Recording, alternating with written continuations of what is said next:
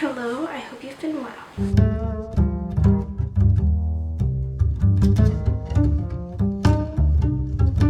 I've collected 5 books. These are 5 classics that I think are somewhat accessible. Most of them are somewhat accessible, and they deal with the horror of being a woman. Many of these books, actually I think mostly all of these books contain in some way a woman being awfully wronged by a man in a way that affects her and traumatizes her for the rest of her life. And in most of these books, it's more than one instance in which a woman is wronged by a man, and it's just this never-ending sorrow and grief and anger that comes from having that experience. Actually, 3 out of the 5 of these books are written by men, which you'd expect would be super, like, you don't expect men to be able to write about women's experiences as well as women are able to write about women's experiences. But for some reason, these specific authors have such a grand grasp and such a whole grasp on what women experience. These books really do speak to what women have to go through on a daily basis in such a profound and all-encompassing way that I think is like remarkable for books of a past era. These women are actual characters. They're actual complex characters with feelings and emotions that these books go into so well that I really think it is remarkable. All of these books are extremely remarkable. I've rated every single one of these books 5 stars for how they portray women. So first of these books is The Scarlet Letter. It's by Nathaniel Hawthorne. Most people read this in school. I have not read it for school, but I think a lot of people tend to not like the books they read in school as much because it's assigned reading, so they don't enjoy it. They view it as like required rather than for pleasure. But this I read for pleasure, and it was fantastic. This isn't a very long book, by the way. It's short. It's only, my copy is like 235 pages. It's about a woman in a Puritan community in early America who has a child out of wedlock. The entire town doesn't know who the father is of the child, and so the man suffers no blame at all for it. He completely is let free, and he doesn't admit to it, and because he doesn't admit to what he's done, all of the blame goes to the main character. Her name is Hester Pern, and she is completely condemned by the society around her because she has had an affair with this man. She is shamed for her entire life. She's left to raise her child completely isolated and alienated from the rest of the village. And it goes through her sorrow and complete solitude incredibly. And the way people treat her in this book is terrible. It deals with being completely turned out of everything that has ever been your home, and everyone who you have ever known turning against you for an act that was not all your fault. But by the way, her daughter, this has nothing to do with themes of like the horror of womanhood, but inside of all of this solitude and melancholy, her daughter is just like so chaotic. Like, her daughter just full on doesn't care. And there are lines drawn between that in the book of her daughter being born of impropriety and her daughter being such a wild and reckless character. There are like lines drawn between that, but I feel like her daughter is just like, she was just born to be wild. Does that make sense? Like, her daughter, you'll understand it when you read it, but her daughter is absolutely mad in this book. Like, she doesn't care about anything. Her daughter is completely doing her own thing, and she does kind of serve as comedic relief for the otherwise depressing plot of the book. I love this book. The next book I've talked about in a previous video in which I reviewed my entire collection of drama. You should watch it.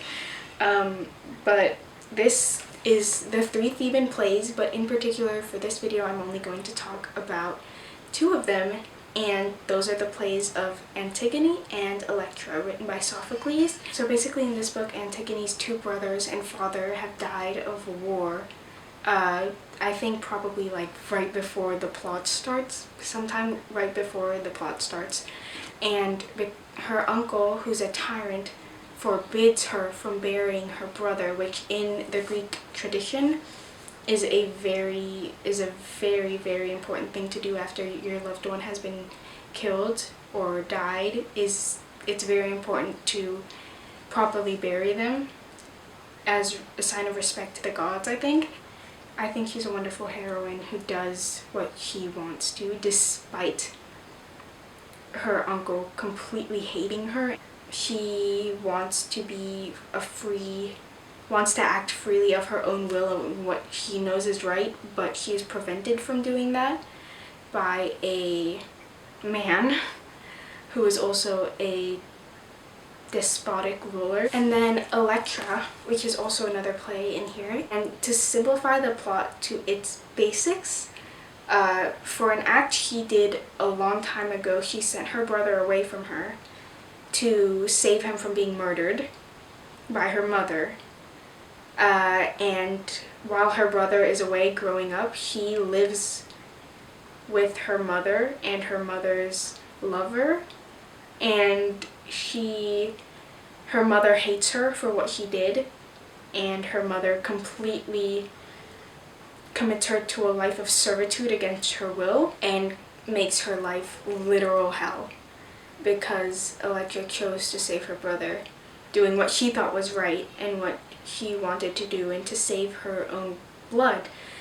But her mother kind of forces her into a life of misery. The despair Electra has at the beginning of the play is so tangible and so raw that it's incredible. And I don't want to say I related to it too much, but I think the absolute misery and grief that she feels may be applicable to any woman who lives in a society where they are forced into basically kind of servitude. kind of.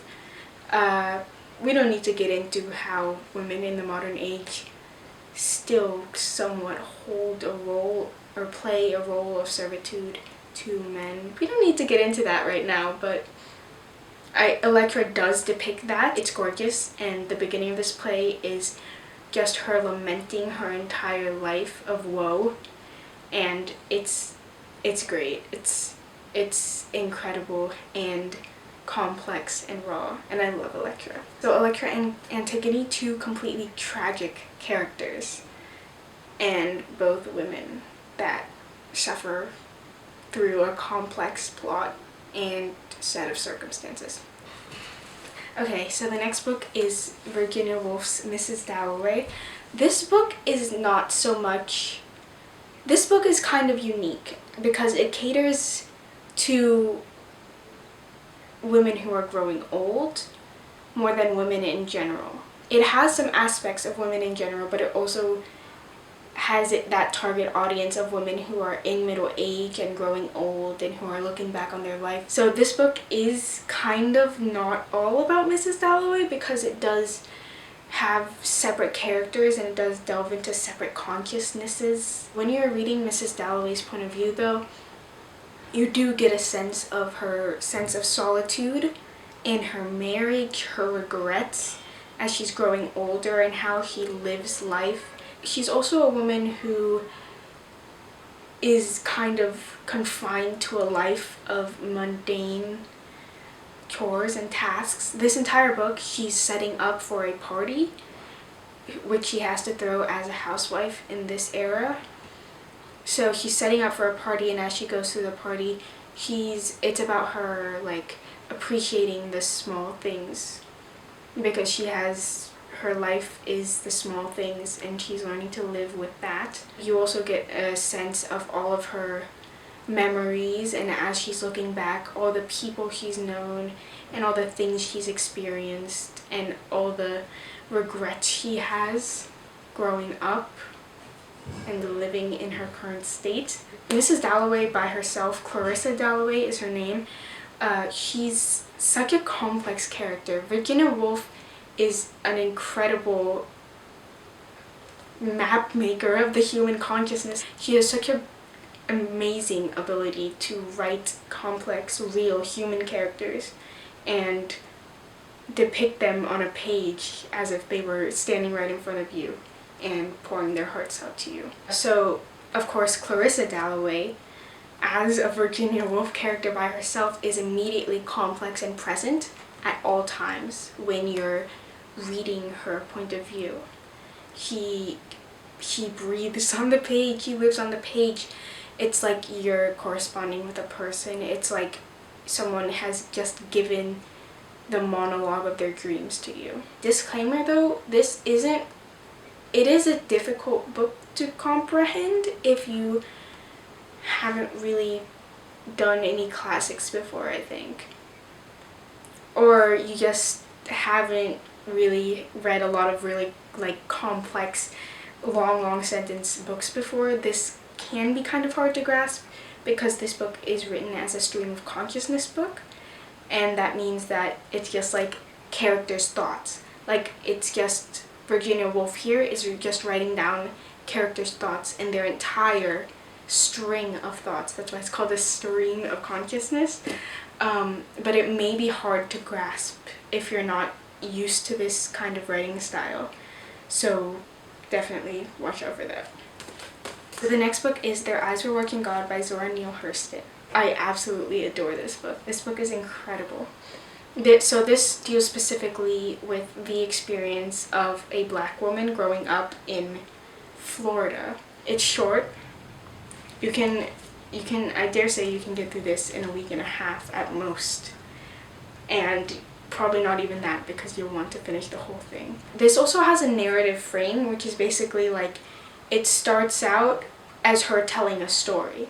Like, she's telling this entire book to a person. So this book is from the point of view of this girl named Janie, and we follow her throughout her entire life, from a teenager when she is raised by her grandmother, who has strange ideas about how to raise a child, her kind of dreams and her innocence and her life as a girl, which is so complex by itself. And then she goes through 3 marriages. Her first marriage was an arranged marriage, by the way. So her husband is not a good man. She really just married him for his money because her grandmother wanted her to have money. So she had no choice in being married to the first man, and he is not a good husband. He doesn't really treat her like a person. And then she runs away and marries a different man who kind of treats her like a piece of jewelry, in which to say he treats her just like an adornment to his stature and persona, because the second man he marries is a very politically and socially powerful man who is of high standing in the town they're in and who owns a lot of property in that town. So he's kind of like the mayor's wife, and he doesn't let her maintain social relationships with any of the other people in the town. The third man she marries, he finally finds like absolvement, if that makes sense. He finds an escape and he actually feels free, and I think that's all I can say because I might be getting into spoilers. But so this kind of goes through her 3 marriages and her life, and it really, I love this book. It really depicts her inner world in an incredible way, in an incredibly complex and multi-layered way, and it depicts her growing up and her as she has different ideals and different needs. While he is telling her all of this, she maintains a rich inner life of her dreams still as the time passes. She's just an incredible character. I love her. I'll talk about this book all day. But Their Eyes Were Walking God, amazing book. It's a classic. It's incredible. It also depicts like the experience of being Black in Florida at that time, and just in America as a whole in that time, and the communities that African American people held at those times in different periods.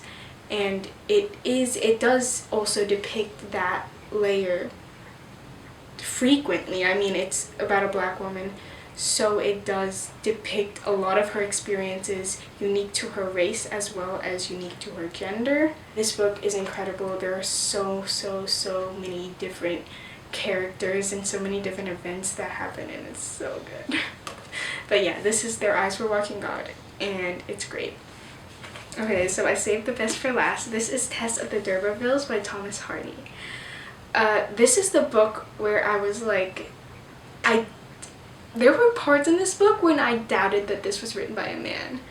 I genuinely thought at some points that Thomas Hardy had just ripped this off of a woman who wrote it, because it is so honest and true to the experiences that women have. And I don't know how Thomas Hardy managed to encapsulate that and how he managed to depict it so in its complete actuality without being a woman. It's so honest and true to what women have to experience, and it depicts the main character, Tess. It depicts her so truthfully. I will never stop talking about how complex of a character he is, how he goes through different periods of suffering, and how he deals with suffering is incredible, and how he deals with all of her trauma and all of her experiences, and how that changes her as a person throughout her life. It's so good. This book is pretty middle-sized, medium-sized. You can see all the giant dog ears I have in here. My copy is 440 pages long. It is a classic, as all these books are classics, but the language is somewhat harder to understand, I would say, than all the other books on this list. I think it's more traditionally classic language than most of these books on this list. So if you're not used to classics, this isn't a first time classic, I would say, but it's one of the, I'd say on a classic scale it's easier to read, but on a contemporary modern idea of literature scale, it is in the middle ranges of how hard it is to read. So attempt it before you say I can't read that, because it's completely worth it. It's great. A bit slow paced at times, but at the end it's just like oh my god, like you just sit there, because it was such an incredibly written masterpiece. I mean, I don't know how many times I can say masterpiece, but this book is one. This book is about Tess through her probably teenage years to her middle age, and it's just, there's a completely wide range of characters that circle past her and who affect her in different ways, and we see her struggle, we see her love, we see her betrayed, we see her in the deepest depths of sorrow, and she's such an incredible character. For most of the book she's in this kind of agricultural she's a milkmaid setting, and there is a romance that sort of occurs there. I don't know how much I can say about that without spoiling it, but there is a romance at some point in this book which develops and changes. I would be wary of the trigger warnings for this book. The only one I can think of off the top of my head is this does have sexual assault. which I will be talking about very shortly. So I'll put a time to skip to if you don't want to hear about the sexual assault, or if you think that may be triggering to you. He does get sexually assaulted, and she has to deal with that weight and that pain for the entire rest of her existence. And it's so sorrowful and terrible what happens to her in this book, and you can really see her struggling to maintain herself and her life without letting it destroy her. And she does go through periods of abject depression because of what has happened to her, and everyone around her also hasn't experienced that, so they don't understand how she feels, and they're not kind about how she feels. It's depicted so incredibly that it's genuinely horrifying to read this book, and so sad, so miserable are her experiences. And it's amazing writing from Thomas Hardy. It's a wretched story, but it is true to what many women have experienced, and it is in that way a relevant story in all ages. Tess is such a completely multi-layered character, and the plot is so revolving and multifaceted that this book is like a masterpiece. Immediate 5 stars when I finish this, and I will never forget all the events that happened in this book. I'll never forget the characters of this book, and I'll never forget Tess. And it's everlasting and always relevant to the struggles women face, and it's incredible. Read it. So the books, these are all 5 classics about the horror of being a woman. Definitely, if you haven't read at least one of these, you have to read one of these. These books are my favorites, and I love them forever. Read these books, put them on your TBR. These are amazing, incredibly written books. So poignant and reflective on the struggles of womanhood and about the effect of men on women, and so many incredibly complex topics. And I will never not recommend these. Yeah. Bye!